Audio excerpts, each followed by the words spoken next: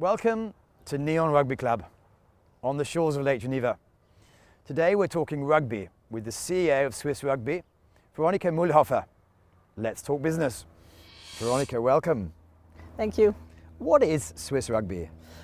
Swiss Rugby is the governing body for the sport of rugby in Switzerland. What's your role in this wonderful organization? I'm the CEO, or also known as General Secretary, of the Swiss Rugby Union. And what's your story related to the last 5 years with the Swiss Rugby Union?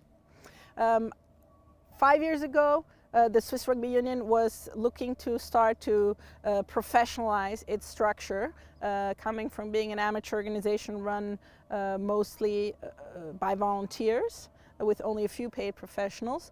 And so when I was hired at that time as a part-time CEO, it was really with a mission, with a mandate to start to professionalize the structures inside the Swiss Rugby Union. So has that been achieved in 5 years, and what were the stages to get where you are today? Well, for a small amateur union to professionalize obviously doesn't happen from one day to the next. So we've definitely professionalized in many different aspects. For example, we started with myself as a part-time CEO. The first mandate was at 30%, then going to 50%. And we did a similar thing when hiring our technical director, our sport director. We wanted a highly competent professional, but we couldn't afford one at 100%. And so we started to hire him at 60% and then 80%, and now he's at 100% working full-time for the Swiss Rugby Union. And I think for small federations or governing bodies, that's a way they can start to professionalize their structures, not just by hiring people, but also by professionalizing services. For example, accounting used to be done by a volunteer in the evenings. Then we hired an accounting service or an accountant who's a professional doing it. That's great for the actual infrastructure. But how big is Swiss Rugby? How many players do you have, women, men and children? Rugby, obviously in Switzerland, it's a small sport. We currently have 5,000 registered members, plus an unknown amount, a couple thousand more who play unregistered, just leisure rugby. But just about 6 years ago, we had half that size, so we were at about 2,500. So for a very small sport, it's big growth to double in that amount of time. So the administration is becoming more professionalised. Is that with a goal of increasing the performance of the sport, or increasing the number of people who play, or both? Both is the key. I think we're really looking to build a full pyramid, and for a pyramid to grow larger, the base has to grow wider and the top to grow taller. And so we're really looking to do both, to build a wider and more solid base inside the grassroots. So that's really the excellent work that's being done by the clubs, that needs to continue in the clubs, of getting more and more youngsters, more and more youth to play rugby. And from that you build a whole pyramid to raise the top, which means the performance of the elite part of the game. For me it's easy because I'm in the middle of Six Nations fever. But for the Swiss, are you managing to sell the concept of rugby for them, or is it mainly expats that are becoming the base of your pyramid? Well, I'd say certainly it started with expats and French expats as well, so Anglo-Saxon and French expats who are familiar with rugby, who have a rugby culture. But nowadays we're really happy to see that there are more and more Swiss kids without any expat roots coming into the clubs and starting to enjoy their rugby and starting to become also really good at rugby. And the geographical nature of the rugby, it's historically been Swiss Romand. Is that going to spread throughout the rest of the country? Is that the plan as well? Yeah, that's the plan. Certainly, it's definitely still the hotbed of Swiss rugby. Is certainly still in the Swiss Romand region, just because of the French culture and influence. But our biggest growth area over the last couple of years has certainly become the Swiss-German region. I suppose the carrot to chase is that now that sevens rugby is in the Olympics, so that's 12 teams for men and 12 teams for women, is that also a motivating factor when you put in the infrastructure and bringing more people along? Because that could be potentially huge, couldn't it, for all reasons? Yes, of course. Certainly rugby having become Olympic gives it a lot more visibility and possibly even credibility in a country where it's not that well known. In some of the bigger rugby nations, it's a no-brainer. Everyone knows rugby. The kids know it. Their parents know it. But here it's not the same. A lot of kids in the schools, their parents, their teachers, they might have never heard about rugby. Thanks to the Olympics, it's starting to get some exposure. And so we're really trying to hop on to that wave and spread rugby also thanks to that exposure starting to get. And I understand you have to train the teachers as well to teach the children. So it's a whole chain of events that have to be put into place. That's right. Of course, children go to school and there they have gym class, as it's traditionally called. And so what we're trying to do is not just to go and teach the kids how to play rugby, but we actually teach the gym teachers how to teach rugby and hopefully how to love rugby, and so that in the future they will teach more and more and more kids, and so it's really a sustainable process. How do you fund all this? I guess there's a subvention that comes in from, is it Swiss Olympic and other organisations. Do you also have advertising, sponsoring and ticket sales? How does that whole structure fit together, and what sort of figures? Yeah, there's a basis of subsidies. We get some development subsidies from World Rugby and from the National Sport Ministry, which is the Swiss Office for Sport, and also recently, now that we've become an Olympic sport and we've developed high-level concepts for youth and elite rugby, we also get a certain subsidy from Swiss Olympic. That makes up about I'd say one quarter, just short of a quarter of our budget.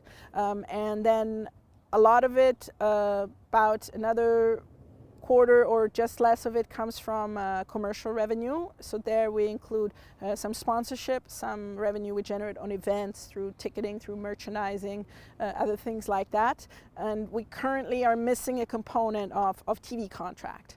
As nowadays in Switzerland, rugby is still not televised. But you've rolled your sleeves up and said if they're not going to come to us, we're going to go to you. You've got this wonderful new live streaming situation going on. That's right. Nowadays, with the technological means at everyone's disposal and with devices in everyone's hands, it'd be foolish not to jump on that certainly from a business perspective. So we've started to live stream all our international matches over the last couple of years, and this season new, we're also starting to live stream the domestic top-level national championship.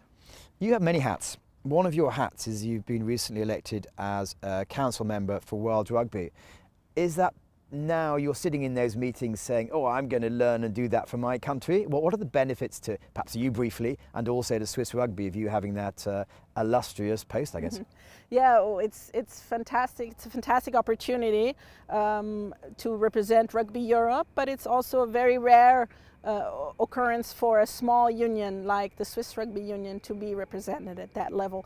And it really gives me the opportunity on behalf of Rugby Europe and the Swiss Rugby Union to represent some of the interests, and also for myself personally to bring in some of the experience over from a couple decades of working in sports nationally and internationally to try and develop rugby from different levels, from the grassroots here in Switzerland and from the highest level over in Dublin. Switzerland at the moment, men's ranking I believe is about 31, women's ranking is the mid-30s as well. Are there any other comparable countries that we can look at that are saying, okay, they have the same long-term goals to go into the World Cup or to go into the Sevens, and can we learn together? Is that how it works, or is that potential? Yeah, there's very much so. There's certainly around us, for example, we have the Czech Republic, Belgium, Netherlands. There's a number of countries that are hovering right around us. Some of them a little bit ahead of us, like the Netherlands, and some just about our level or behind us. And so we certainly try to do a lot of best practice sharing between the different countries.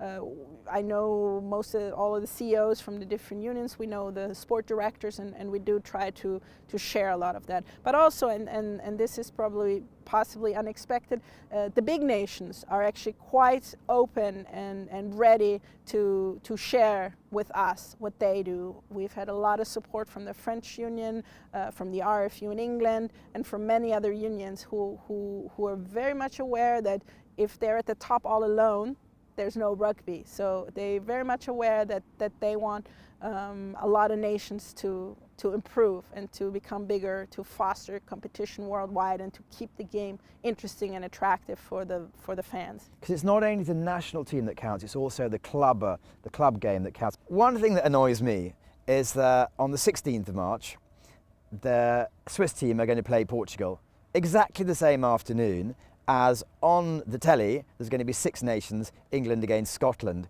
Why? That's not good for ticket sales, is it? Because lots of the expats will probably have their loyalties elsewhere, although we want to support Switzerland.